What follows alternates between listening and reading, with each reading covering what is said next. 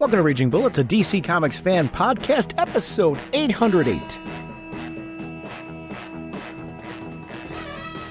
From the sleepy suburbs of Cleveland, Ohio, there are assembled the world's two greatest podcast hosts, created from the cosmic legends of the universe. Sean Whalen. Welcome to Raging Bullets, a DC Comics fan podcast. I'm a big fan of variant colors. My love for Batman is that stuff. Let's talk some comics. And Jim Segulin. How's it going, eh? You know me and Superman. I'm really loving what they're doing. Raging Bullets is a spoiler podcast. Their mission, to discuss DC Comics in books, movies, and television several times a month in 1 to 3 hour episodes. And to serve all mankind. Outstanding. Welcome to Raging Bullets. I'm Sean Whalen, Dr. Norge, and I'm joined as always by my co-host Jim, the spectacular, sensational sensei of the Whatnot Segulin. How's it going, eh? Jim, on this episode, we are continuing part 11 of our look of DCKO with The Flash number 29, Justice League Unlimited number 15, and DCKO, The Kids Are All Fight Special number 1. We are sponsored, as always, by DCB Service and InStockTrades.com. Mr. Segulin, what is going on over at DCBService.com? I'm very Supergirl happy right now, by the way. Yeah, me too. And I'm seeing that we have Supergirl, the new 52 Omnibus Hardcover Volume 2, 48% off, only $65. Supergirl, the Silver Age Omnibus Hardcover Volume 1, 38%, only $62. And Supergirl, the World Hardcover, 38% off, only $15.49. Thank you, DCBS. You know, one thing on that Silver Age Omnibus hardcover, I love that they're doing this. They're putting them back in print with new versions. So if you missed them the first time around, this is your chance to get them at a discount. Because when those things go out of print, check out eBay. It's hard to get those omnibuses. So if you've missed them first time around, take advantage of these reprints of them because it's a great way to get them at a good price. Over at InStockTrades.com, they have DC Finest, The Demon, Birth of the Demon trade paperback. This collects The Demon 1 through 16, written and drawn by Jack the King Kirby, plus Batman Family number 17, The Brave and the Bold 109 and 137, Detective Comics 482 to 485, and Wonder Woman 280 to 282. 536 pages, $39.99 regularly, 48% off, only $20.79. I want to thank DCB Service and InStockTrades.com for continuing to support our show. Mr. Segulin, what kind of a podcast are we? Raging Bullets is a spoiler podcast. We go in-depth into plot lines, story twists, and whatnot of the comics we're discussing on today's show. So if you haven't read the books, you may want to come back later so you can better enjoy the show. Let's talk some comics. Nothing like the handy-dandy electro claw for carving through metal doors. Our first discussion is going to be The Flash number 29, written by Mark Waid and Christopher Cantwell, art by Vasco Georgiev, colors by Matt Herms, letters by Buddy, it's Beaudn, cover by Dan Mora, variant covers by Miguel Mercado, it's Saowee. The editor is, of course, Chris Rosa. The group editor is Paul Kaminsky. And apologies for any name butchery because I am so Flash happy. Yeah. I keep going back to this costume, but it's a whole vibe just on the Flash book in general and everything that's going on here because this is kind of one of those tie-ins that's a love letter to Flash history. And I love timey-wimey stuff. The cover, I think, is great. Back to the Spark. And the fact that we've got the Evil Legion and the Spark kind of acting as almost like panels on the cover.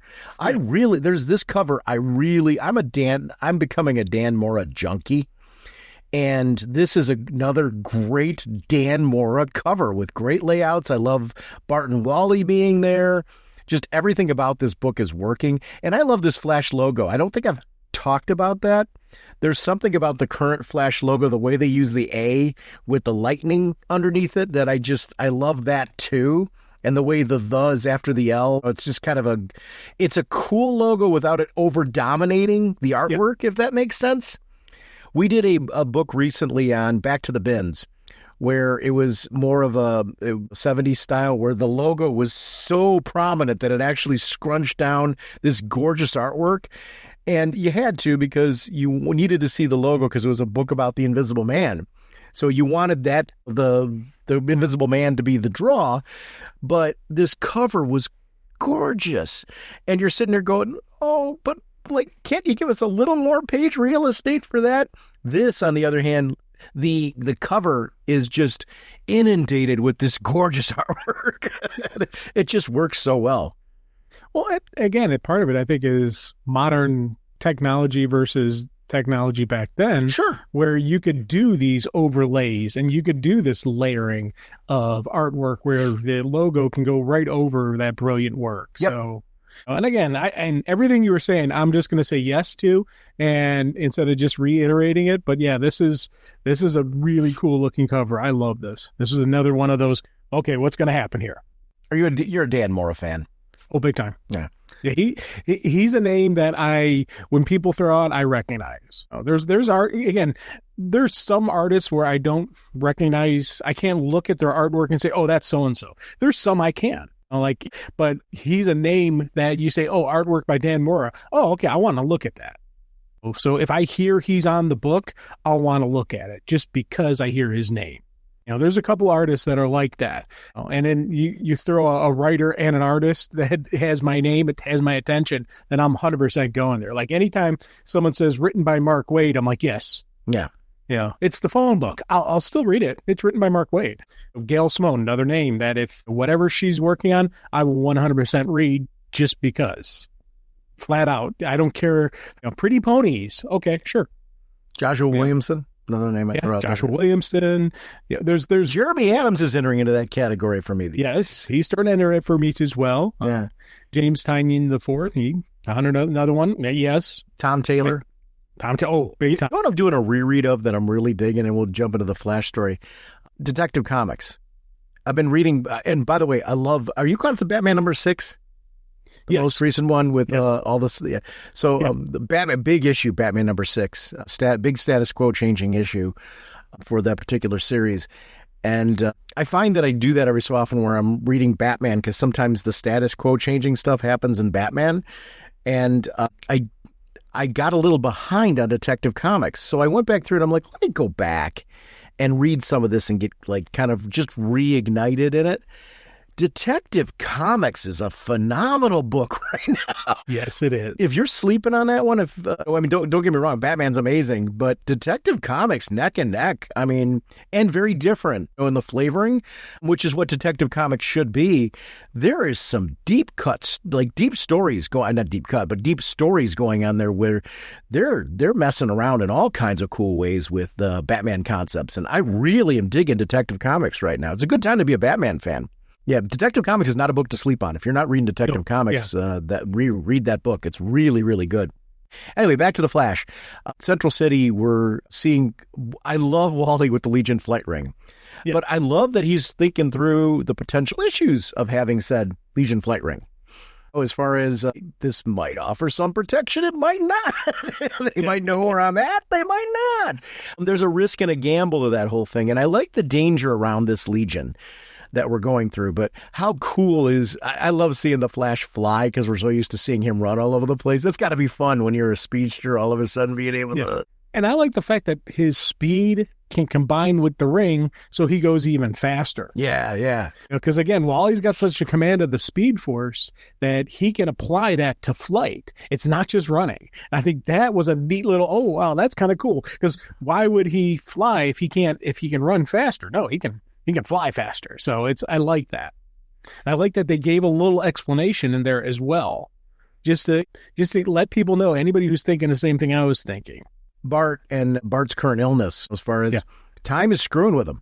And time is catching up with him too, which is an interesting danger. And I love time travel stories where there's consequence.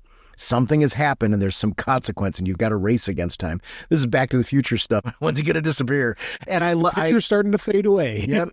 And I love when you've got people like Iris, who this is her grandson. She doesn't know it. She doesn't know that she's related to this kid. I always like that familial aspect of when they do it in movies and TV shows and things like that, where the person knows even though they don't know. And then she's like taking care of him, not only because she's a good person, but you get this subtle nuance of, and there might be a little extra there. Even though she doesn't know him, there might be a little extra there, and she can't explain it. She doesn't know why, but there might be one of those things. They don't say that here.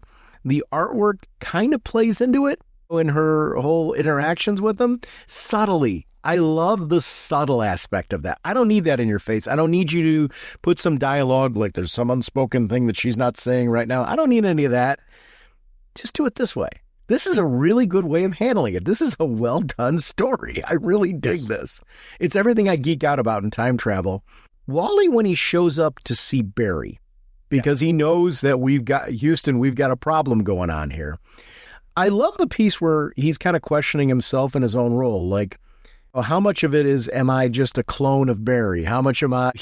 Everyone looks for their own identity, right? I think it's something fathers and sons deal with sometimes. I know I did when I was younger with my own father. As I entered into education, how do I set myself apart from my father, who had such a great career in education? And you either carve your own pathway or you don't. And I did. I would argue at this point, Wally, why are you still feeling this way after all the stuff you've been doing? But I love that piece. I think there is a natural instinct towards this, and I think it's an example of great character writing, where you get where Wally's at and why he's feeling that way. And I love Barry is linking it to the Flash, but he's linking it to Jay Garrick, the person that he sees there. And I love that little nod that he's such a fanboy geek that plays into it. Again, really good writing here. And also sets up future stuff. Why would Barry call himself the Flash? Because of his hero, the Flash. Right. He's continuing the legacy, and he's different. Now we kind of maybe even see, why did Barry go with a red costume? Well, now he's run into this guy who's the Flash, who's got a red costume, a different red costume than his. So Barry's going to go his style. So it's funny you say the Wally's current costume is an inspiration of all the previous Flashes, but it's also possibly the inspiration for the original Flash costume. And I love the timey-wimey like this. And because of the explosion, Barry might not be in a mental state because of what happened with the explosion to even know that, like, subconsciously what's back there was this seeing Wally. I love that this doesn't ruin all that because of the explosion. So smart. Yeah, they did a great job with that.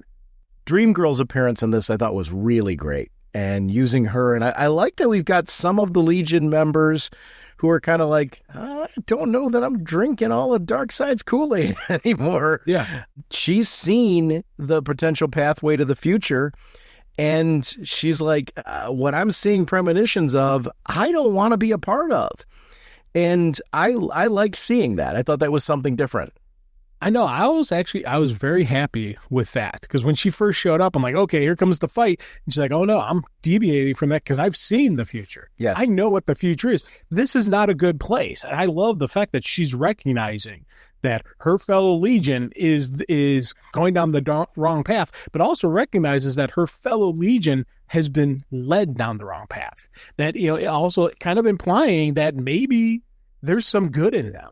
And we've seen a little kinks in the armor with the two having the relationship and this and that. And there's like possibilities of, I love the fact this is starting to show us seeds of possible betrayal of Darkseid. And we're seeing this, the Dark Legion could possibly become the Legion. They could possibly step up and say, hey, we're not going to do this. Now, I don't think all of them will do it, because some of them are 100% full on drinking the Darkseid Kool-Aid. I think most of them are. Most of them are. Yeah, most of them are. But we could maybe see more than just Dreamgirl step up. So could this be one of the ways the heroes win in this? Part of his loyal Legion betrays him and joins the heroes. Could this be an untimely death for all of them, or could this be something else? I don't know. And I love the fact that I've got these, I'm starting to get more of these potential plot points where this story could go. And that's something I love about this event, is that I don't 100% know how it's going to end. We know the heroes are going to win, and you always got to say air quotes around the win, because it's going to be a dirty win and it's not going to be clean. Part of the dirt is going to be the Legion. And especially we have this new Legion title coming out, or Legion, there's going to be more talk and more interactions with the Legion. Is it going to be the Dark Legion? Is it going to be the Legion? Is it going to be some amalgamation of some Dark Legion, some regular Legion working together? I don't know. And I love the fact that I'm thinking off page on these panels. And these have been in side stories where you're thinking, you pull this part of the side story here, this part of the side. Action Comics and Flash gave us 2 side stories, which are implying that the Legion may turn on Darkseid. And I'm so happy that that's how they're telling the story. They don't need to tell it in the main DCKO, but this is affecting the whole universe. See, I didn't get the impression that the Legion was going to turn on Darkseid. I got a feeling that there's more to them than we're seeing.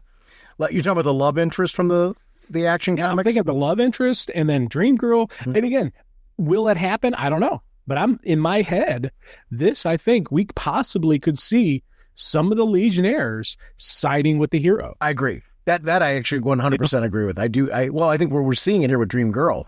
Right.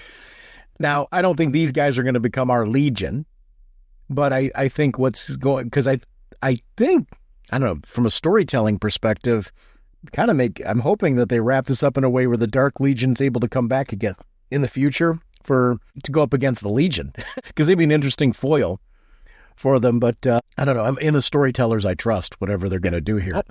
100%. I do like using Max as Whip Whirlwind in all of this, again, continuing to make him a part of it. I also like that Dream Girl had plans in place for her Legion. She knew if she did this, that she would be tracked down pretty quickly. So she's not actually there. That was a really smart move. It's like, hey, I'm going to try to help out here, but there's no way I'm setting myself up to be killed by these people, because she'd be dead or worse. I guess there are worse things than death. And I do think that this is a group in their association with Darkseid that could show you worse things than death. Yes, so I 100%. Think that part was a very, very smart handling of all this. The lightning piece and the idea of, we got to stop them from also killing Barry in this process, because they're fine with the lightning bolt going through them if it kills them. They just don't want the whole chemical spill and everything that's happening. So Wally intercepting the lightning bolt at his own expense, I thought was really cool how that was playing out. And it leading to Bart waking up. Yes. Because the Bart waking up sequence, that I did not, it's an example of something where I'm like, oh, wait a minute. This is going to get cool. When he woke up, I'm like, something's going to happen that's cool. I just knew that shock wake. I'm like, wait a minute, Bart's going to be a player in this in a way I'm not thinking of. And I'm so glad I did not see where Bart was coming. It's so Bart, and I loved it, but I did not see it coming. This was really well done. Dude, 100%. I was thinking Bart was off the playing field. Me too. Because of everything, loss of power and all that. I did not see it does make sense that Bart jumps in the car and just guns it impulse. Oh, that fits him. But I did not see how deeply connected Bart was to the Speed Force. And the fact that you make the joke, he's one with the Speed Force. Yes, he is. Mm-hmm. He is the Speed Force. And I love the fact that I had no idea that was the truth with Bart. And I was like, holy crud. Well, I think some of it now is the truth now. Right. I think this is an evolution of Bart. And what does that evolution mean as this story continues? Because Bart's seen some stuff. He had visions when he woke up. And some of it was Barry's death. But I'm thinking from where this story's going, he saw Barry's death during the crisis, the original crisis. Yes. And very first crisis. Yeah. So he's rushing there to rescue Barry, and he's right and wrong at the same time. because in certain places you can't. He's got to let that play out. Yeah. And part, again, it's Bart being impulsive and just running off. And part of it was the evil, was the bad guy throwing that into Bart's mind. He's going to die, just to get, knowing Bart's impulsive and will run off. Mm-hmm. But part of me wonders if when Barry disappears and he goes into the Speed Force and saves Crisis, could it have possibly been Bart who does that for Barry? What do you mean? Okay, so the whole story was how Barry runs and disappears in the Speed Force and all that and saves humanity. What if Barry on his own really wasn't powerful enough to do it? What if this whole time Bart was actually there? I don't want that. And we never saw him. I hope we don't get that. You hope we don't get that. Okay. Because it diminishes Barry's heroism. Let Barry have his moment. Okay. Now, if Bart somehow is part of the reason why Barry lived, meaning like Barry accomplishes the goal and it leads to rebirth. We got to see the Flash rebirth storyline. If this somehow ties into that, I'm completely cool with that. I got to see it play out. Yeah. I think the moment where Barry gives up his life is so iconic. It's a fixed point. Like, let that be a fixed point, if that makes sense. I'm glad they brought him back. Everything they did with Rebirth and stuff and Barry being back and the stuff Wade did on his own with Barry being back and his own take on Barry Allen. All of that stuff was really, really cool. The various things he did with Barry and Wally interacting. I trust the writer, so I'm going to pull back and say, could they sell me on it? This writer could. Just right now, my initial reaction is, no, don't screw with that. I don't think that's what they're doing here, though, because look what they did. They set back in place Barry's origin. Yes, to your point, there's a little element of he saw the costume subconsciously. Does he remember any of this? And did that influence him? That kind of stuff I'm cool with. And if there's something that Bart does in this that subtly influences it in some way, I just don't want him to take away from the sacrifice. You know what I mean? Barry's sacrifice to me is so iconic. Let's not diminish that. And I have confidence that Mark Waid, even if Bart is involved in some way on that end, is not going to diminish what Barry did in those sequences. Mark Waid is a known DC history geek. So if he's going to do it, he's going to do an homage and enhance it in all the appropriate ways. So yeah, I want a Mark Waid version of what you're talking about if it's going to be something like that. I want a Mark Waid version, not my version, because I know it's going to be better. Flat out. Yeah. And that's it's in Mark Waid we trust. I agree. There's a list of creators that I 100% would let them tweak anything just because I know they're not going to diminish what was done before. So I'm curious to see how this plays out with Bart running off. Now, one of the things I also loved about this was when Max comes back. He recognizes, hey, that's me. And he starts, and Max Mercury comes back. Yes. And actually he breaks the influence that's locked on him, keeping him tied to this. So I thought that for me was, again, I needed to see Max come back because he's such a great character. I understood how he got corrupted because of the mental powers and just because of it's easy to tweak somebody. And I can see how they did that, but I needed him back, and I'm glad we got to see him come back. You mentioned earlier the villains influencing Bart and what Bart sees. Where are you seeing that? Okay, that I saw on. Hold on, it's okay. If you is that the page where it's like, you are strong. You said your grandfather ensured his destiny. Yeah, exactly. Okay. Look at his eyes. See how they've got kind of like the red, and then it's got the kind of like the dark side crumbly around it. I'm reading that as evil Saturn girl in his brain, influencing him. And showing him what happens at Crisis, and that's what's driving him right now? Yeah. So I don't think that it's not mind control, but it's an influence. Yeah. Knowing Bart is impulsive, you show him this flash, and you won, but we really win. We're seeing it the same way. I was asking for clarification. Yeah. Like, are you seeing something that I wasn't? I saw that too. Okay. So you're seeing the same thing. Saturn Girl influenced him in that sequence. Yeah.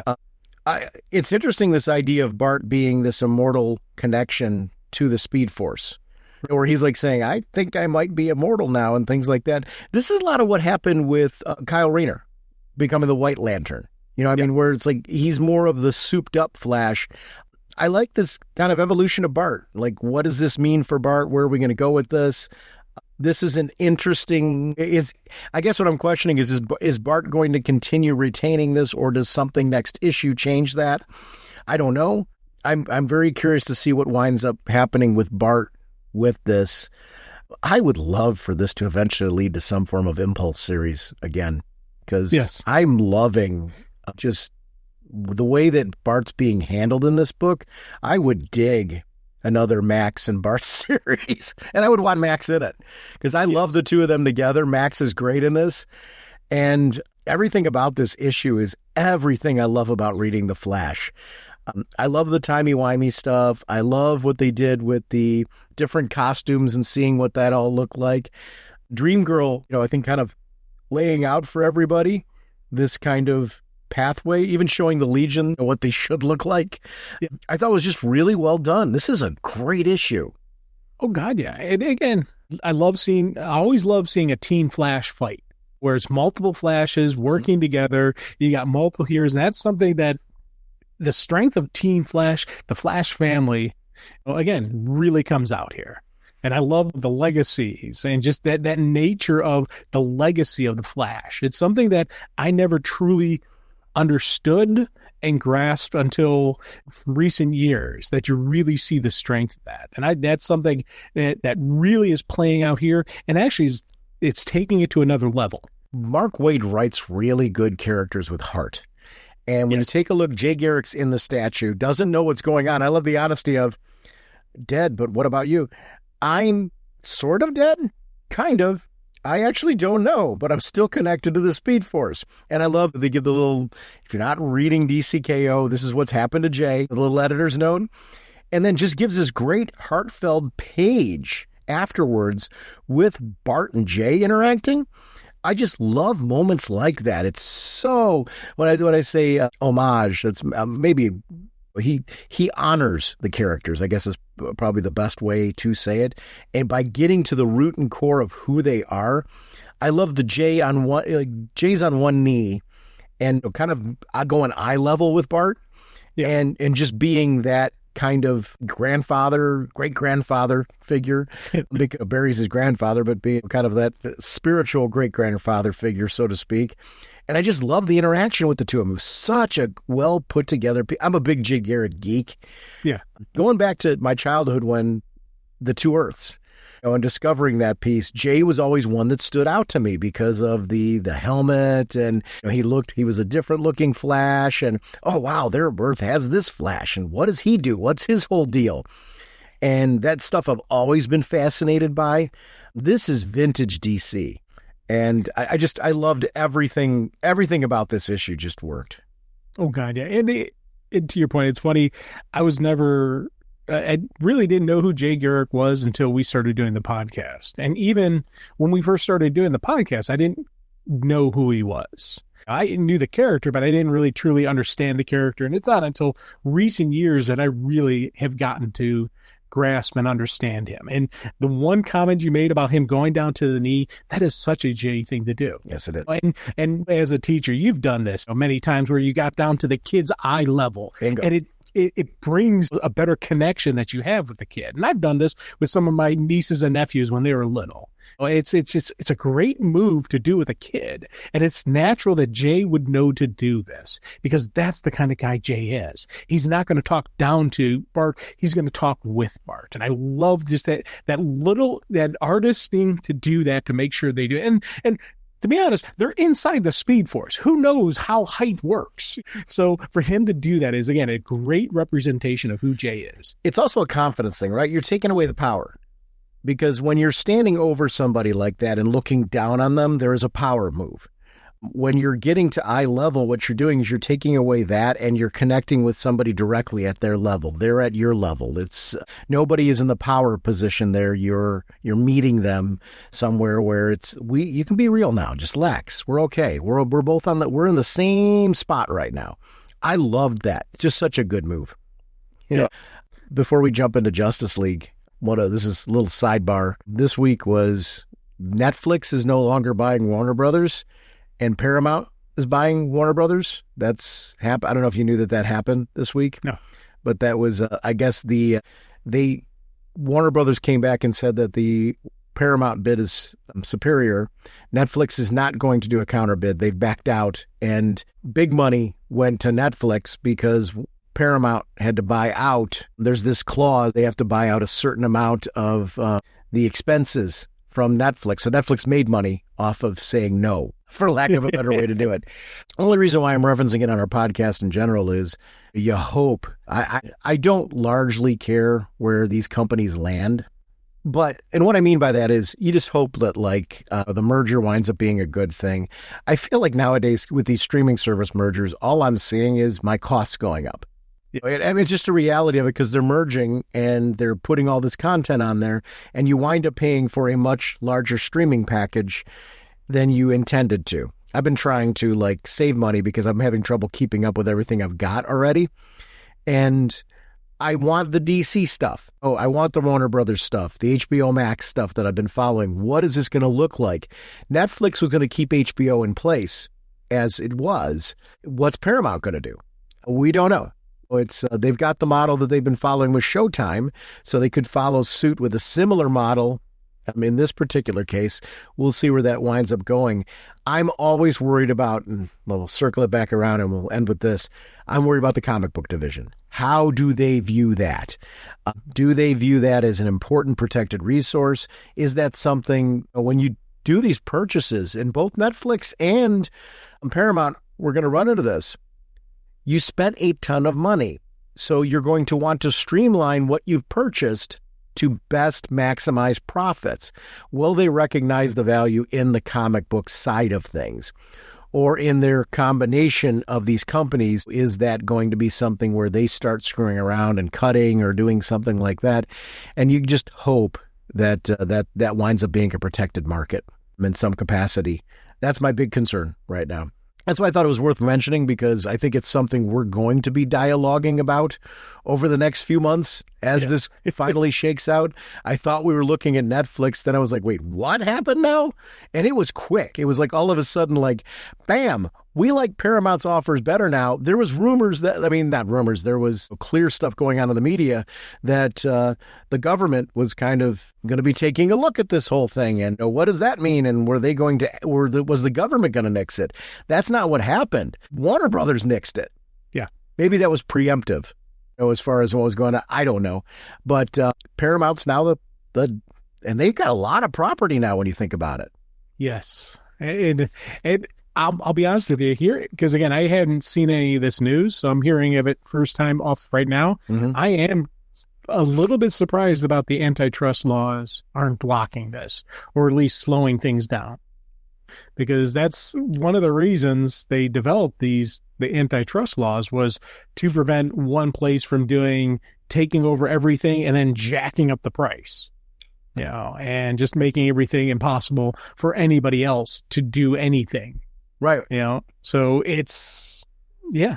So yeah, when we're done recording, I'm going to do a little research on this one. I got to see what happened. Yeah. Buckle up. I mean, this is going to be interesting. So this isn't meant to be the exclamation point of the conversation.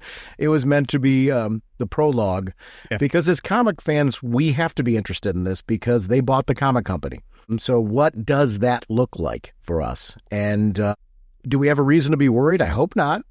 So far, it looks like they're going to keep the studio heads in place for DC, but they've already admitted some of the marketing and some of the production pieces are going to be merged. So there are going to be some job losses off of this. What does comic books look like in all of this? I don't know. It's going to be a very, very interesting time. Anyway, Justice League Unlimited number 15 is our next book. And Mark Waid is the writer. Dan Mora and Sean, it's Izaakse on art. Tamara Bonville on colors. Ariana Mayer on letters. Cover by Dan Mora. Variant covers by Steve Scrose, Dave Stewart, Eddie Barrows, Eber Ferrara, Ariana Lucas, Chris Anka, and Kevin Wada.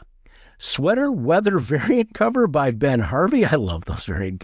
I chuckled because I love these variant covers that they do. Marquise Draper is the associate editor. Paul Kaminsky is the editor. Superman created by Jerry Siegel and Joe Shuster by special arrangement with the Jerry Siegel family. And I dig me some Justice League Unlimited. This is such an interesting book because of the main players in the Justice League are involved in the tournament. So we are getting these stories now with these unique characters, this terrific 10 and then some that are going on. I'm loving what's going on with this. This opening salvo as far as them dealing with what's going on Earth right now. And you get to see the remaining reservists aren't the right word, but the remaining players of the Justice League who are not involved in the tournament. And you're seeing other Green Lanterns. You're seeing Joe. Joe, I love. I love that character so much. Jack-o'-lantern, the stuff going on in the Watchtower, all of this. I love seeing some spotlights of some characters that give you this idea of, I always liked with the Avengers reservists. I love the idea in the Justice League that they've got characters like this as well. Justice League Unlimited is working really well for me with this right now because of the fact that we've got this issue with these characters that I'm just digging featured prominently. These are the stories I loved as a kid where, who is that? Who is that character? What do they do? What is their power set and that type of thing? Yeah. This issue's filled with all kinds of geeky stuff like that, and I dig it. Oh, big time, dude. And echoing your sentiment on Joe, yes. More of her, please. She's an awesome character. I loved her Lantern series that she had. I thought that was absolutely brilliant. And I love when they are introducing these other characters. And you're like, you got to quickly catch up who they are if you don't know who they are. But the book does a good job of kind of keeping you up to speed on what's going on. Yes, it does. And again, always love having when Blue Beetle's there. Ted Kord is awesome. I love Jaime, but Ted, there's something about Ted that just it's Ted. You gotta have Ted around. And I love how they were doing this with all these different characters who had the technology, who were the techno geeks, trying to keep things up and running. Again, it's using what you have at your disposal. And the Challenger, Professor Haley, the challengers of the unknown, they accomplish everything. They can always pull it off. They're like, options? Are you kidding? We got nothing here. I love just seeing him panic because, again, all the crazy stuff he's dealt with in the past, he's panicking. This, for me, was just a great opening salvo, great opening bit, and ending with the Airwave coming back. And I was like, yeah, I love this kid. Airwave is really great in this.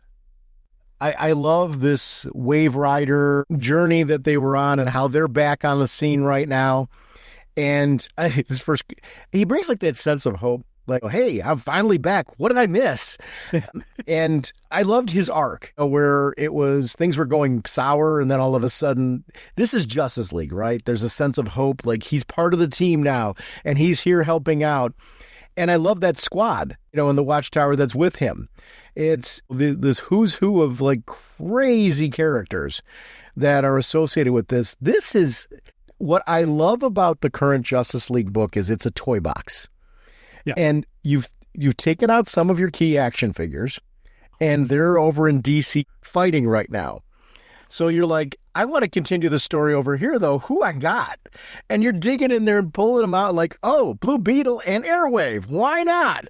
And then you've got the other cast of characters that have been traveling around with Airwave and that are on the Watchtower. I just love everything that's playing out of this. It is an example of just like I am taking some of my action figures that I always thought looked cool and plugging them into the Justice League proper for the sequence. And it's really great. Yeah. And I love the fact that Airwave trying to get back is what was causing all those power fluctuations. I think that now too. That he's back, they've got their energy. And I love, again, Beetle's handling of it. The key's like, oh my God, I'm so sorry. And just about to start apologizing. Hey, bygones. We got bigger fish to fry. Get the boom tube up. Kid, you're going with the Costa Ricans and you're going to help out Kid Flash. I thought that for me was a wonderful, again, great usage of Beetle. Yep. Right there. Yeah, because a lot of times you think about Beetle as a goofy guy, having the blue and the gold. Hey, a lot of fun stuff. He is also a serious guy when it comes to this stuff. There is that, and he is a veteran at this. Yes, a veteran, and that was a good use of him. You're right. You're nailing this. Now jumping back, well, when the Costa Ricans joined Kid Flash, and his team, I loved this sequence of them popping in. And it was just, again, it was one of those things where the cavalry shows up. This is a hero moment, but I love the fact that it's a hero moment that's got a little twist to it. What do the heroes actually need to do to save the day? Yeah. It's funny, I'm playing DC Universe Online right now, and I'm playing on the Switch 2. There's a Switch version of it, but it actually plays a lot better on the Switch 2. So if you're somebody who has if you upgraded the hardware and you haven't tried it since you've got a Switch 2, do it. It's cool. They have these special events that happen, and I'm getting back into it after a long time away from it. And the cool thing about it is one of the special events right now involves John Constantine and a Lantern of Hope. And you're going to rescue somebody who's become corrupted. And there's this enemy. I don't want to ruin the whole story, but neurons involved in some capacity. So I'm reading this right now and going, I just played something that was similar to this, and just really loved how that played out. So if you're playing that game at all, do jump on to some of those events, because the current event that's running right now has got a really cool John Constantine story that digs into DC lore and stuff like that. They have all there's various times where there's the various colored Lantern Corps make an appearance in this particular story. And it's cool that we have these little side arcs that happen in DC Universe Online. It was kind of fun to have. I've been having a really cool DC week. That's awesome. Neron is a character who obviously has been featured prominently in Justice League Unlimited. I love where this story goes, because he's throwing out there, he's making some bargains in this that are very dangerous bargains. And you see why the characters are in that place, especially when we get to Hell and we see Terrific's team. That is dwindling along the way. I love that this is so Dirty Dozen. Yeah. Like, these guys all feel like they're on a death march, right? Yes. And I just love that feeling of the death march, seeing these characters. Tim Drake as Batman questioning himself, questioning his worth on the team, saying that he's afraid. And I actually like that. I like that he's admitting, I'm afraid. That doesn't mean that he's less of a hero. It actually makes him more of a hero, the fact that he's afraid, but he keeps stepping up, keeps showing himself. And I love when we've got heroes like that. I do think that is Tim Drake. Why have we always connected with Tim Drake? Because Tim was always written from day one as a well-rounded, real person. And I think this Batman beyond Tim Drake, human, somebody you can relate to. I still feel he's a hero. If I'm going running into battle, I want that guy with me because of everything he brings to the table. And I want that guy with me because during some of the downtime, let's have a real talk. I'm scared too. You're scared? It's good to know that you're scared, because if you're scared, I'm not feeling so bad about the fact that I'm scared. There's something to that in those dialogues. I also like that Terrific doesn't know how to handle it initially. It says something about Michael Holt. And I feel like that's real and genuine too. Sometimes there's people, we've all had them in life. I've had it in life where I have a conversation with somebody where I wish I had said something different. Hindsight's 20/20. You sit there and go, man, I wish I had been better prepared for what was being asked of me in that moment. I could have said this instead. I could have done this instead. This little tiny thing would have given that person what they needed in that moment, and I just was not there. Terrific wasn't there at that moment. Yeah. And he's like, really, kid, I've got other things on my mind right now.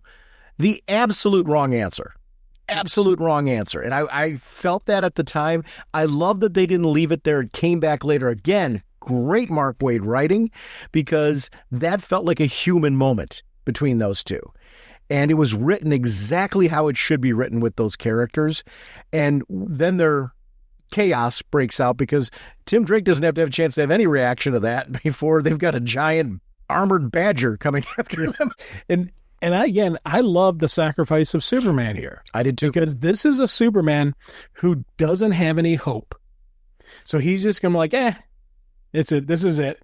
I won't survive anything, but hopefully you will. It's this again, the Superman we know and love is full of hope. Yeah. So he would always figure out a different way. There's always a way. This Superman isn't. And I love the editor note to just remind everybody, why is Superman acting so non-Superman-ish?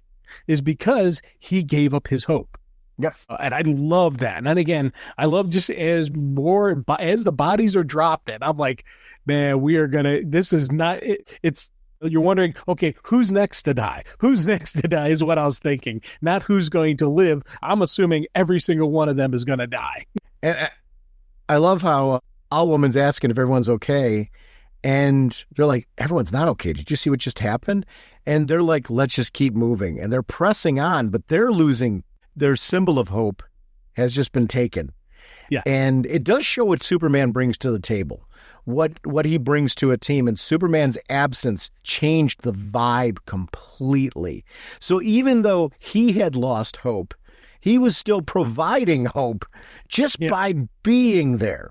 Because he's Superman, doggone it. And at least we still have Superman on the team. Nope, right. Don't. Right.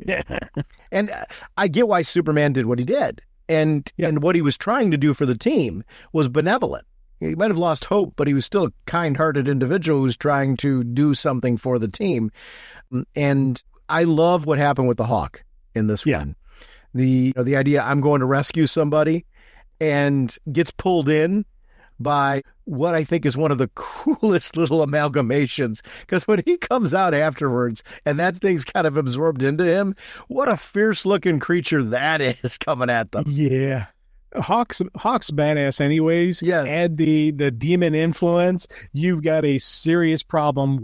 How do we defeat this one now? Yeah. And I love the fact that when he came out, I'm like, him reaching down there, I was like, oh no, don't do it. I was with Holt. Hawk, no, it's a trap. Too late. Tim Drake saving the day for Dr. Fate, I thought was really awesome, because Dr. Fate it was a speed thing. I did not have the chance to get a spell into play to protect herself. Tim Drake doesn't do that sacrifice. This doesn't end, because I think if Dr. Fate went down, this mission's failed. So I really love that Tim Drake jumped in the way there and proved his worth. I love that Michael Holt comes back later and goes, oh man, I wish I'd said 87 different things right now in that moment, because this kid proved his heroism in what he did. And he's like, I was a jerk. And I have. And I think we've all been there before, right? Where we've had that moment. I mean, I wasn't clutching somebody dying, but I've had plenty of moments in life where you live and learn from those sequences where you wish you had done something differently. And this was so well written, because that moment meant something when Michael was holding him and just saying, you saved her. I apologize for underestimating, kid. You would have made a damn fine leaguer. And the panel afterwards, I can't take much more of this. Shows this team is getting worn down. And why wouldn't they be? Think about the heavy hitters and players that they've lost that were inspirational. And it's like, this is going to keep happening. And there's less of us now, so we're much more vulnerable.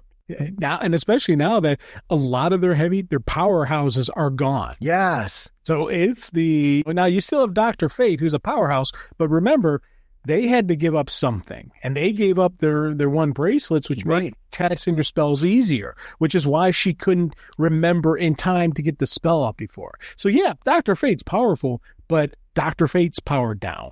Everybody had to give up something critical to them, and I love how that's still playing out even presently. And when you get now the panel that I can't take much more of this. Can you tell who said that? Because I think it's Owlwoman, based on the shadow, but I'm not sure. It's either Owl Woman or Dr. Fate. Yeah. And I don't have a good answer for you on that, but it's one of those two. It would. I know where you're going with this. It would make sense. Is that potentially? Yeah.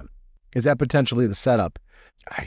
I want to say it's Dr. Fate, and the reason why I'm thinking that is the cape looks longer. And if you take look at the way Owl Woman's cape is structured, over the shoulders and everything like that, it doesn't flow the way that Dr. Fate's does. Okay. So I think it's Dr. Fate on the left, Owl Woman on the right, and Mr. Terrific in the middle with those three. Yeah. But again, I'm guessing. Yeah. So I'm saying that's Dr. Fate, and Owl Woman's the one saying, try to stay strong. It looks like we're in the home stretch. I think Owl Woman was corrupted before this. Yeah, probably. But on flipping the other way, there is a potential for that to be Owl Woman and that being one of the cracks in the armor. But I think Owl Woman was corrupted before this. Probably corrupted before this. Only because how fast does it take for the corruption to go in? But again, then we get the next panel where it wasn't not how fast does it take for the corruption to go in. She made a deal. Right. How fast does it make for the deal to happen? Yeah. So in the next panel, when they're all pulled in there, because basically they go, they let Michael in, but the other two get stopped. What happened? Is that the point when he makes the offer, or did he already have the offer? Take a look at what's happening to Dr. Fate and where Owl Woman is. Yeah. It's a very different sense of danger between the two if what happened. Oh, yeah. Yeah. She's off to this. And not when you don't know. But when you take a look at it, like, that looks really different between the two of them. Like, she's underneath and kind of away from all of that. We don't see a whole lot. I mean, looks like one creature coming her way, but a vast majority of them are going at Dr. Fate, not Owl Woman. Yeah. So that's interesting. The debate with Michael, between Neron and Michael, where Michael's offering himself. Michael's like, listen, I'm going to give you something. I'll give you something that's greater than what you've got right now. Me, I'm the smartest man on the planet. I've thought of ways to elevate you that you've never even considered. I'll give you all that. It starts with becoming your agent on Earth, your personal weapon against the champions of justice. Like, he's offering to be his Silver Surfer almost. And then some. So interesting as he's talking through that one.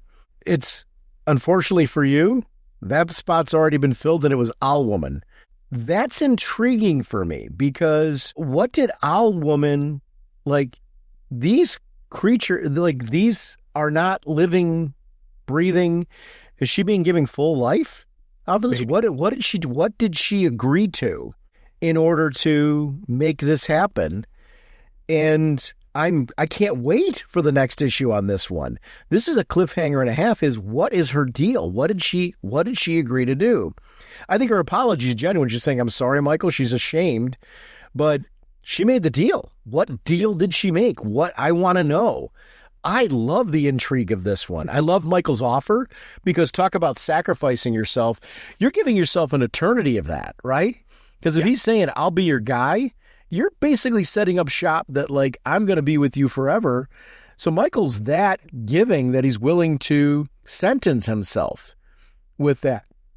What did she agree to? And what was she being given in return?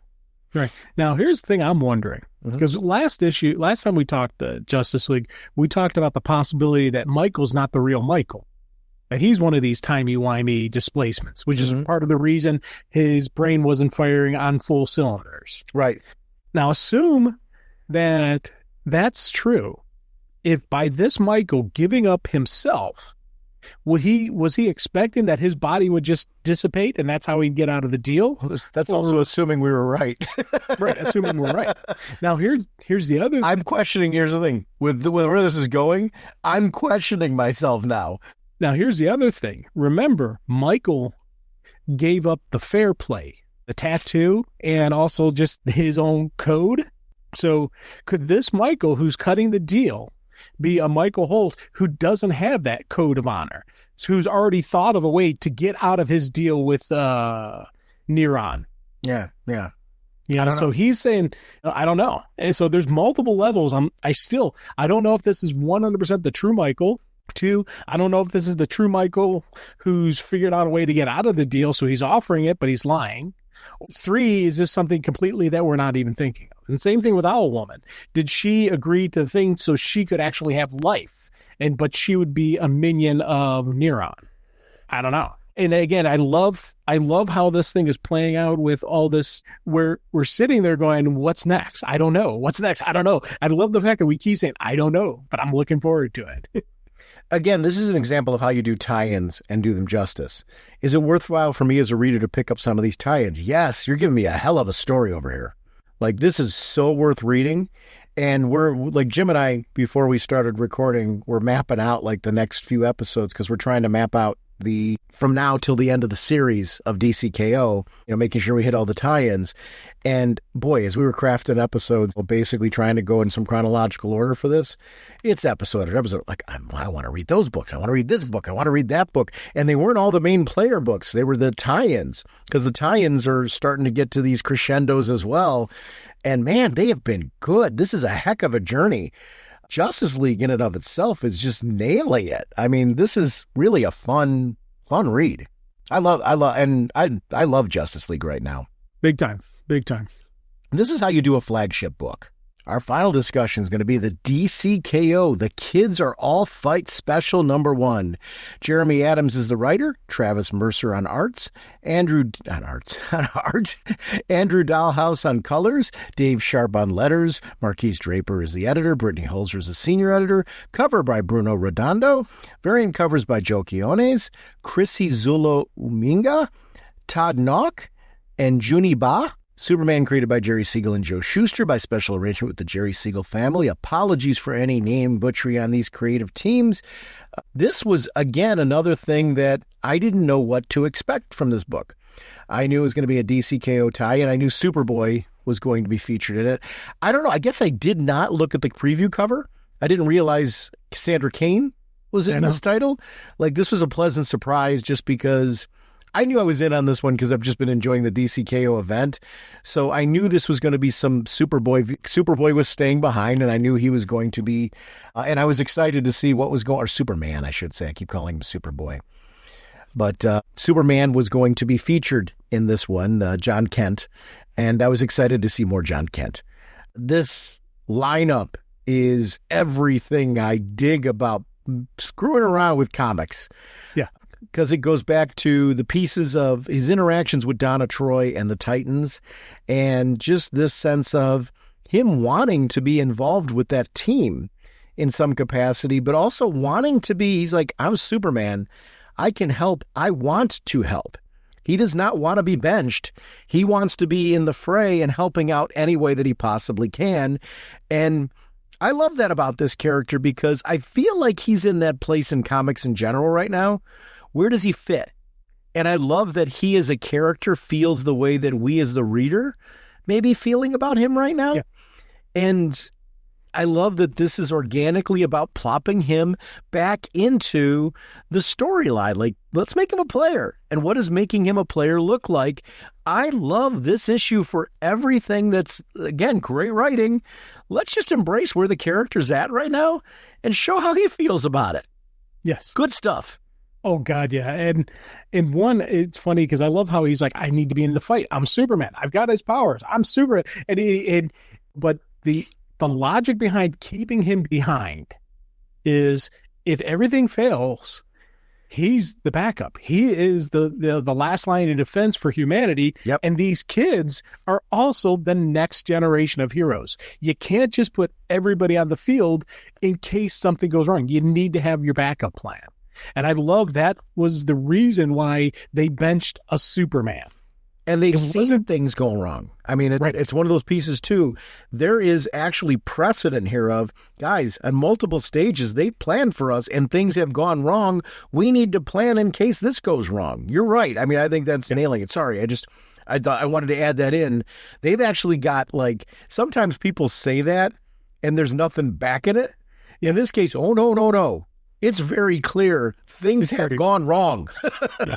Oh, and life, well, here's the thing. We got to remember, the heroes do, in a way, lose. Right. throughout this. So you need to have the backup for it. And one of the things I love the fact that Something there's like, yeah, that's the thing's going wrong. yeah.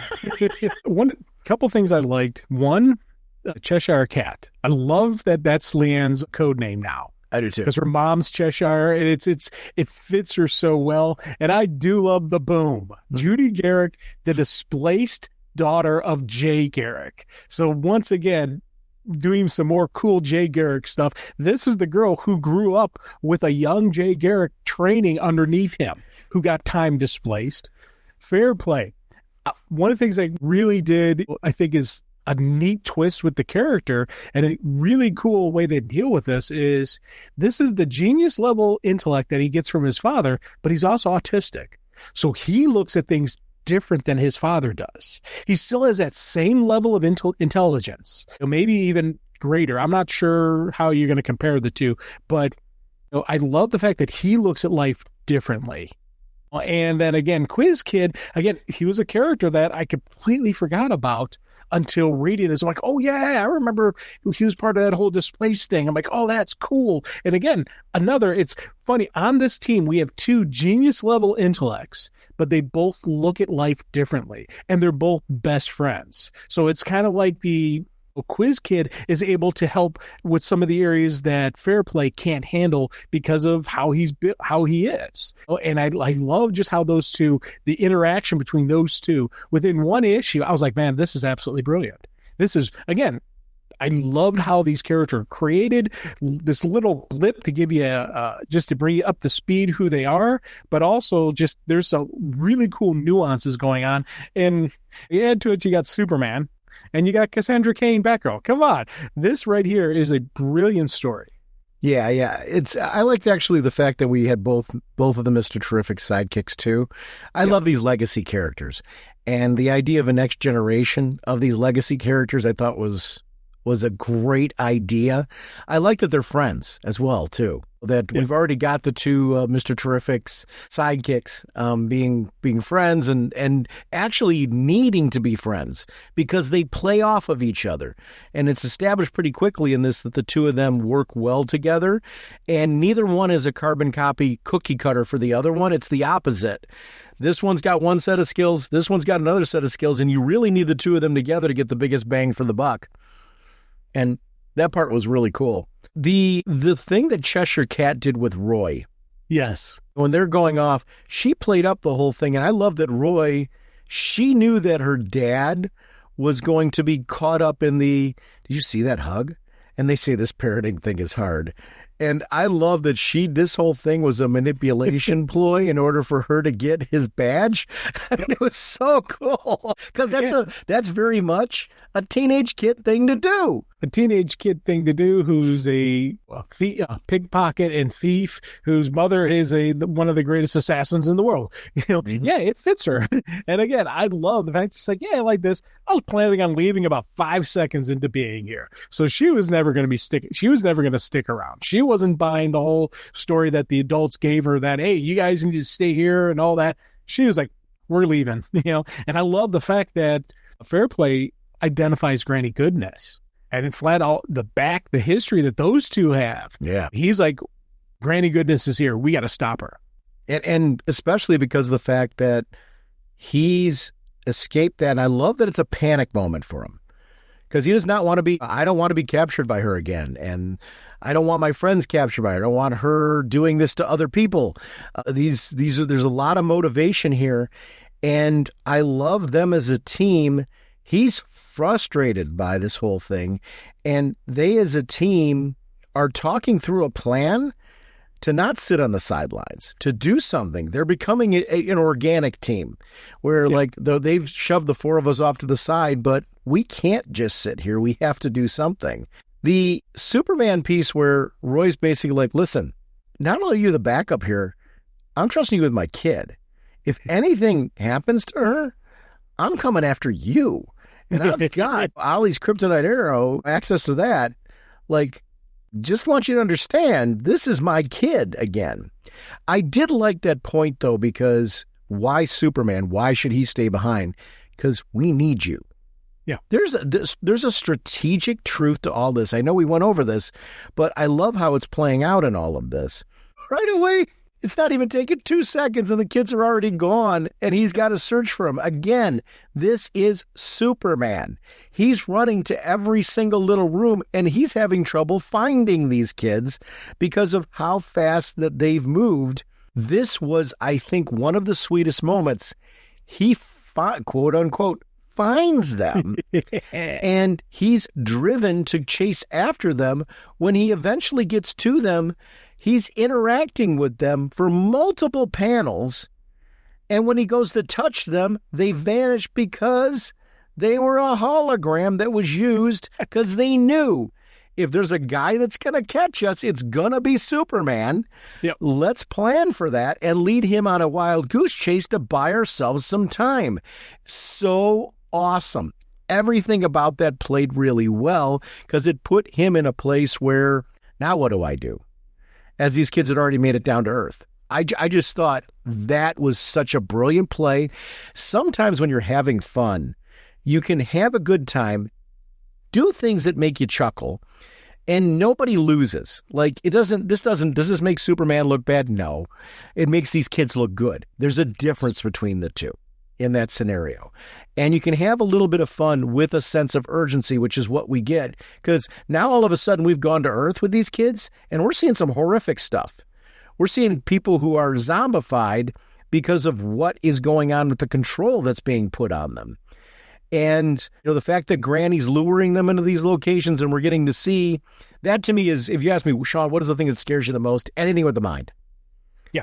Losing my senses, losing as you get older and things like that. That stuff worries me. My grandmother, I've appeared on the show multiple times. My grandmother had Alzheimer's. And I have such fond memories of her from our childhood and things like that, great conversations we had and things like that. I watched her gradually decline with Alzheimer's.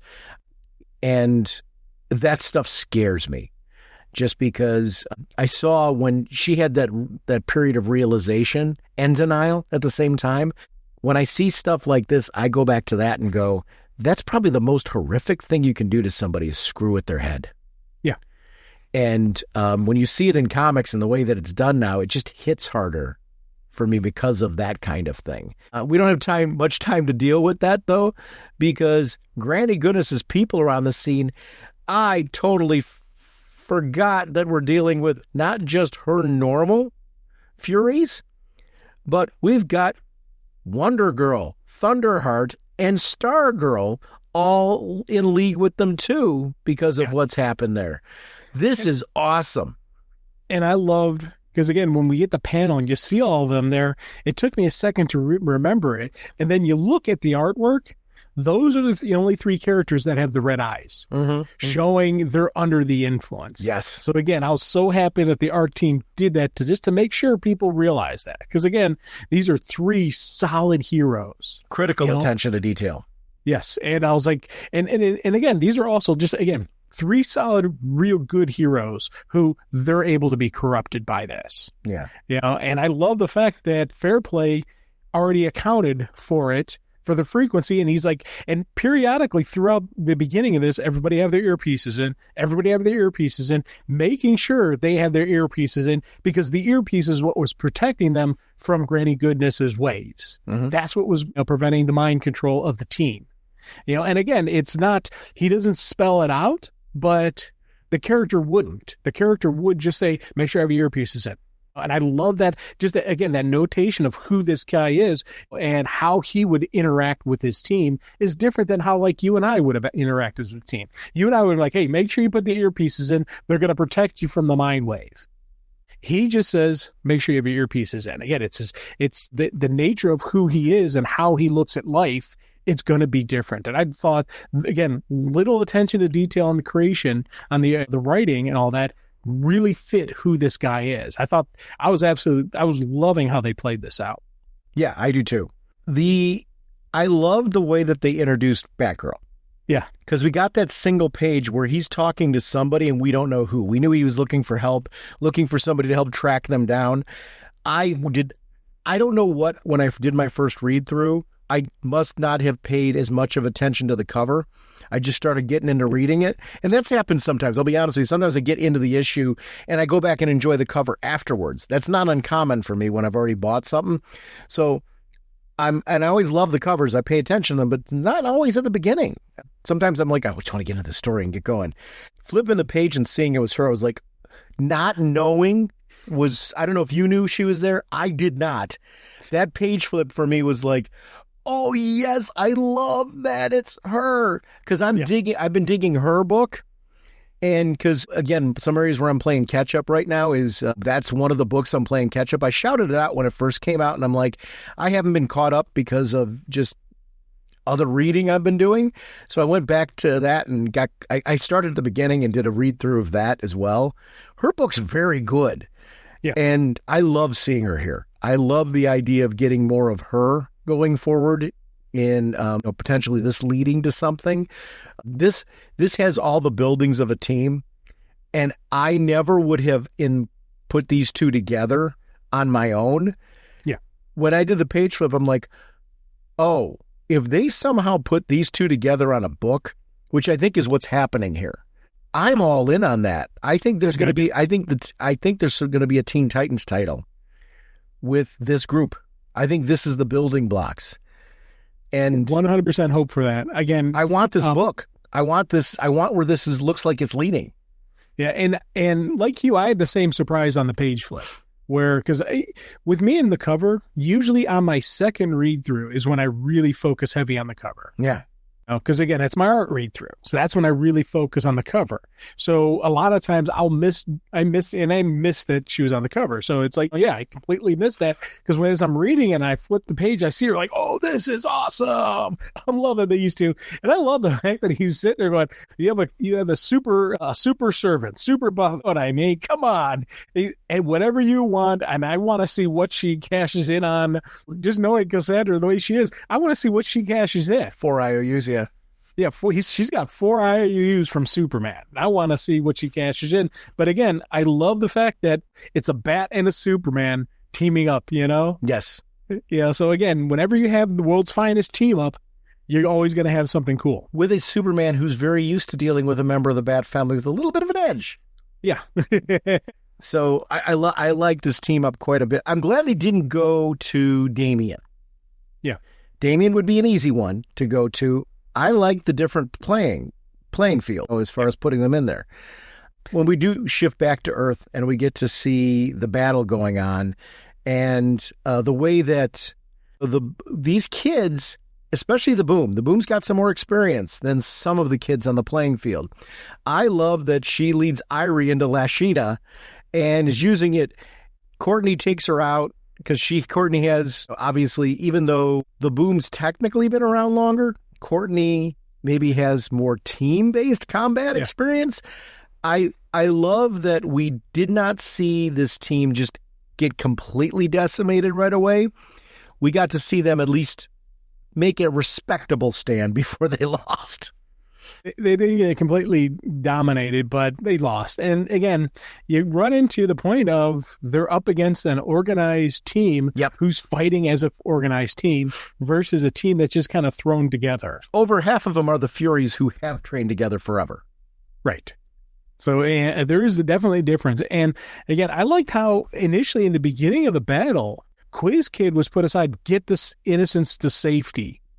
Because again, you always got to think of the innocents that are involved in the project, and Fair Play sent a Quiz Kid to get them free and safe. And again, I loved how this played out where Quiz Kid gets captured. Fair Play is again he's freaking out over what's going on here. It's the processing all the information. It's a stimulation overload for him. And again, it fits who he is, what he is, and fits his fear of Granny. His running at that point in time is a survival instinct. Yeah. And I don't fault him for that. Take a look at his eye where we've got the dark side symbol in his eye. Yeah. He's starting to feel himself get pulled in by what's going on. He has to leave the scene. Otherwise, they've got him. Yeah. And the survival instinct did not in any way, shape, or form. I thought that was good writing. I'm glad that he had a reaction to that, though, where he's upset at the state that he's in. Because you're going to question yourself, and you're going to question your choice. Did I do the right thing? Did I not do the right thing? My friend feel a sense of loss. Should I be doing something for them? What does that look like? I love where he's at, because that's human too. Sets him in a perfect place for when the other two do show up. Actually, here's something that it just dawned on me. Because we commented on how it was cool that they went with Batgirl as opposed to going with Damian. Damian entered in the tournament. That's right. No, so again, that's like adds further why he goes to a bat, because he needs the bat skills, but he can't go to his friend because his friend's in the tournament. And he's, because of his relationship with Damian, he's heard enough about Cassandra. He knows that she's the right one to go. It was brilliant writing. Everything was yes. Yes to everything you're saying right now. I think that's what I think is so cool about it. I'm glad you're pointing that out, because we didn't really go into the specifics. And you're right. That is an important specific. There's reasons why he couldn't go to Damian, but also reasons why he sought her out specifically. Exactly. He has the backstory for it. Yeah, it's just really good writing. Yeah. They do look badass coming out of that together. When the two of them are walking out, I'm like, this is a team that should have happened a long time ago. I just love the look. I really like this. And I do love him without the cape. Me too. Again, it's the traditional Superman cape, but I do love him without the cape. I like, again, costume variations between him and his father, between him and Supergirl, Power Woman, Power Girl, all of the variations that they have in these costumes. I really do dig them. So I'm happy with the look. And again, they've got that strut going kind of like as they're coming out of the boom tube. And I love quickly how he realizes how bad things went. I like that he's got the Wally costume.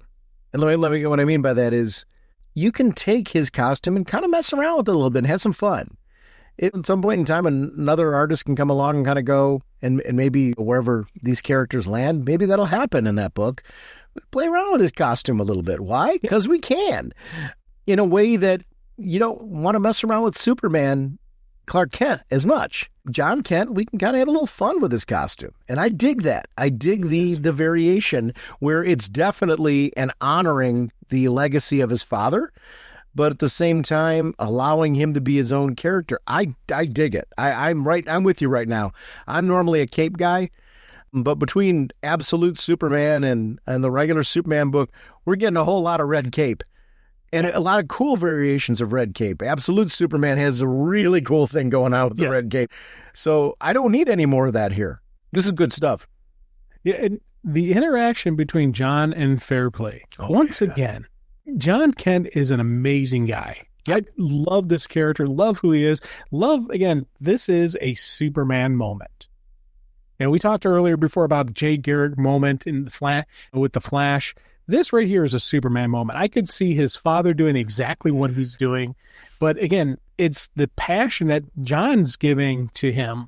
Also, it fits John so well. And you think back to long story ago when John was disappeared and Dick Grayson and Nightwing saved him. Yep. And then when the period where John disappeared and no one saved him and he was trapped, and that's part of the aging that they did with him. John's had these moments where he's been lost like this kid. And he understands the fear. He understands what this kid is going through. And I love the compassion, but I also just love that moment where he's like, listen, we didn't have the childhood we should have. Our innocence was taken from us, but it also showed us what we need to do to survive. What's that? Fight back. And I loved how they did that. The red eyes glaring up. And I love, again, John is the one to tell him he had his innocence, his childhood stolen from him as well. Subtly, though, Cassandra validates it because she's been there too. Yeah. Which is really important. This is how you start building up a team. Yes. Like, I'm seeing what's happening here and what they're doing with this story. And these is the building blocks. We're seeing it right now. If you are a Teen Titans fan, this is the book you need to read right now, Yes. because this is clearly setting the stage. And I love what they're doing here. This is really, really well done. I want to see them go after Granny Goodness after this. Yeah. Everything that's done here. And I love when he shows up on the scene, they're like, fair play. Dude, we told you to go get some help. And he's like, don't worry, I did. And I love John Kent. And sometimes I forget his power set, like how organically it shifts. When he switches into Superman Blue and kind of does that whole piece, I'm like, that is so awesome. Yeah. That's where that costume really works. Yes. When it like organically shifts over that, it looks great in Superman Blue mode. Yes, it does. We've often talk about statues and this and that. I would love to have that statue right there of the Superman Blue statue. I would collect statues of this Teen Titans team. If they could put down like full size statues of like Cassie and John, and then a little bit smaller statues of the other Titans over this. This is a squad I'd love to have a statue set of, where I can line them up and kind of do something cool, because they've all got cool costume. Like they're interesting conversation pieces. Yes. So it works. It really works. I want I want the two Mr. Terrifics, and I want both girls. Like, I think those costumes are cool. Oh, big time. This is the building a team I want to read more and more and more and more. And I love that the first fight, they kind of got their butts handed to them because they weren't fighting as a team. This one, they're fighting more as a team. Yep. Because Cassandra and John come in, do the initial. Fair Play is freeing the rest of the team, and then they're fighting as a squad. They're fighting as a unit. I love seeing Cheshire and Batgirl fighting, doing the side-by-side tag team combo move. I thought that was awesome. For some reason, as this was going on, when they kept alluding to this one that Granny Goodness was looking for, I kept thinking it was Fair Play. Yeah. I love that she alludes to the fact that I'm looking for the one who is going to be the battery, the power, all of this, and really kick it up to the next level where I will be undeniable. This is another thing I didn't see coming. Static. Yeah. I did not see Static coming. Did you get a chance to read the special yet, the History of the DC Universe one about the Dakota incident? No, I haven't yet. But I love the fact that we got the editor's note saying... It's good, by the way. Oh, cool. So it is out. It's worth checking out. It's you don't need it for this, but it adds to this, if that makes sense. Yeah. So it's worth definitely that editor's note. Follow it up and check it out. I did not know. I read it after this because I'm like, I was on my list to read, and I'm like, oh, now I want to go read it.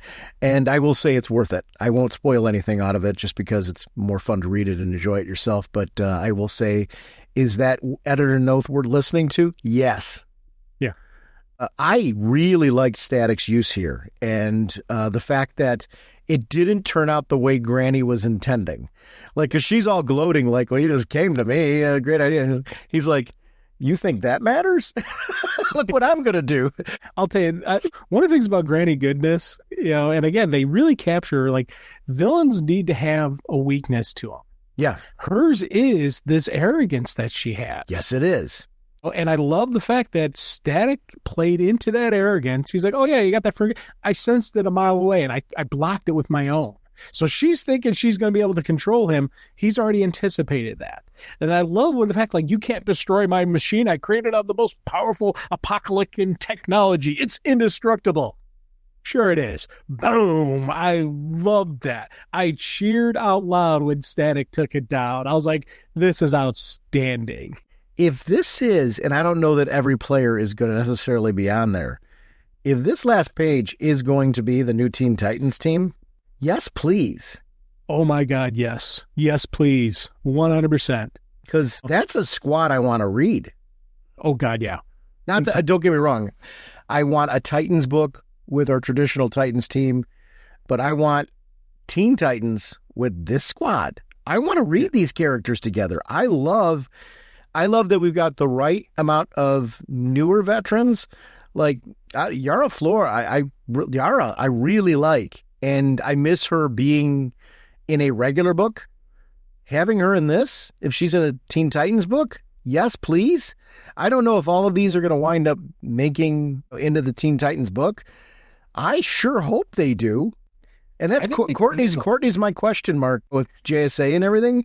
But I'll be honest with you, I would be very happy for her to wind up on this team, because I just think this would be, there's a reason when you take a look at some of the kids that are involved because of her own miniseries, that she has a connection to a couple of the kids on this team.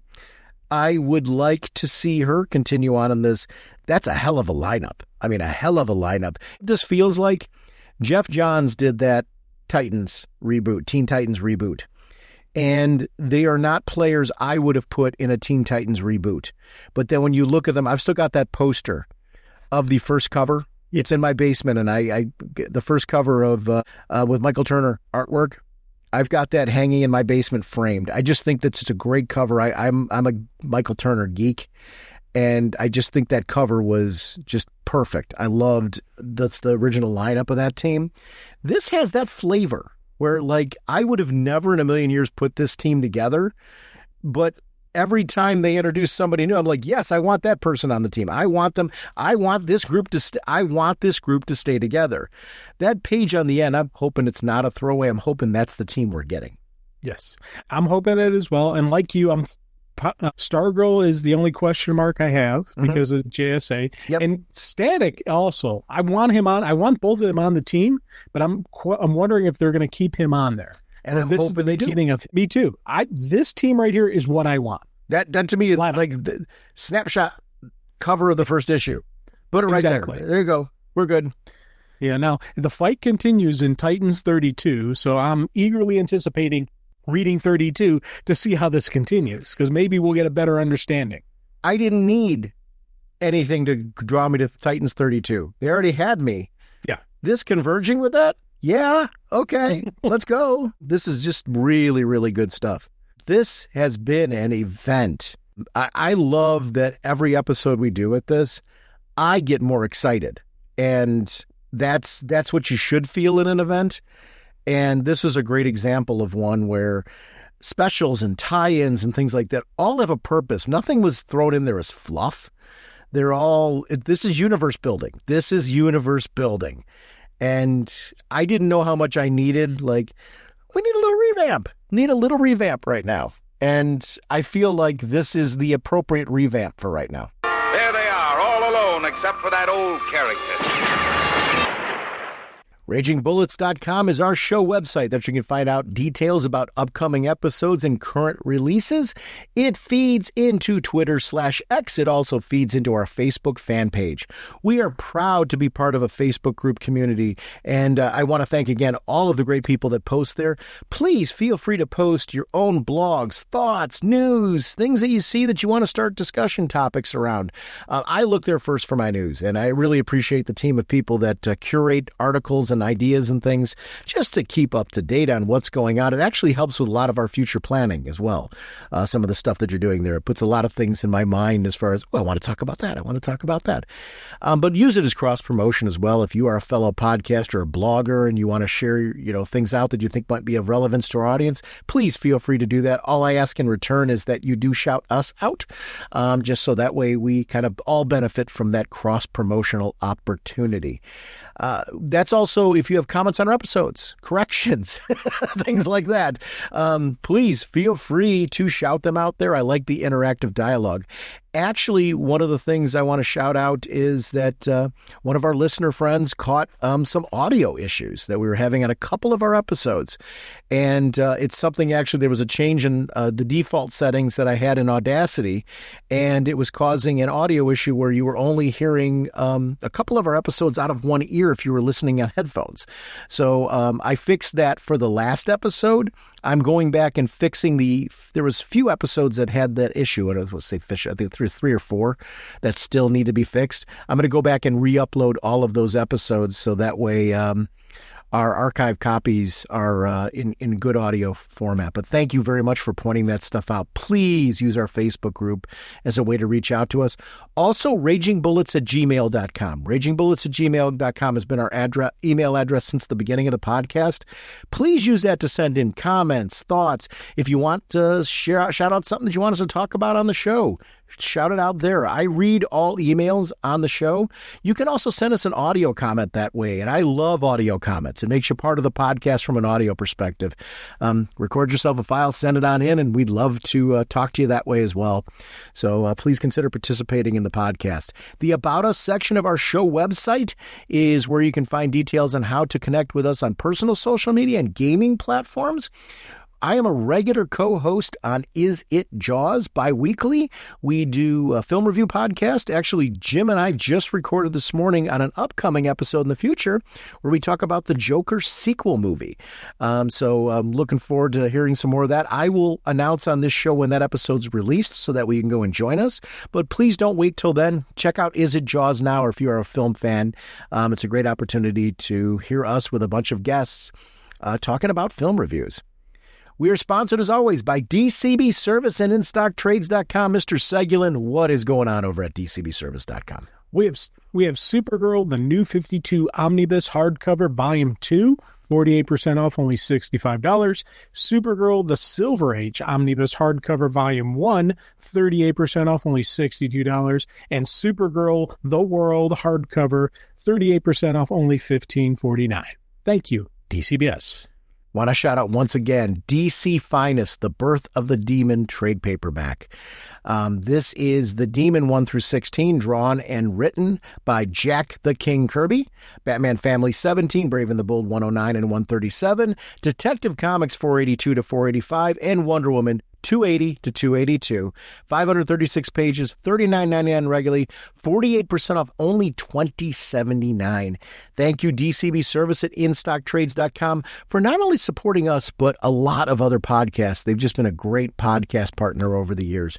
So I just want to shout them out as just being great companies to work with. Our next episode, we are back and we are continuing DCKO with DCKO Boss Battle number 1, DCKO Night Fight number 4, and DCKO number 4. We will see you then. Bye. All right, you guys. Are you ready to sing your song? I'd say we are. Yeah, let's sing it now. Okay, this should be fun. Now get ready for your cue. Okay, Sean? Okay. Okay, Jim? Jim? Jim! Okay. Raging Bullets time is here. We talk about what we hold dear. Comic books and TV shows. Superheroes and their clothes. Justice League and so much more. I just love Green Lantern Corps. We talk about the books we've read with spoilers straight ahead.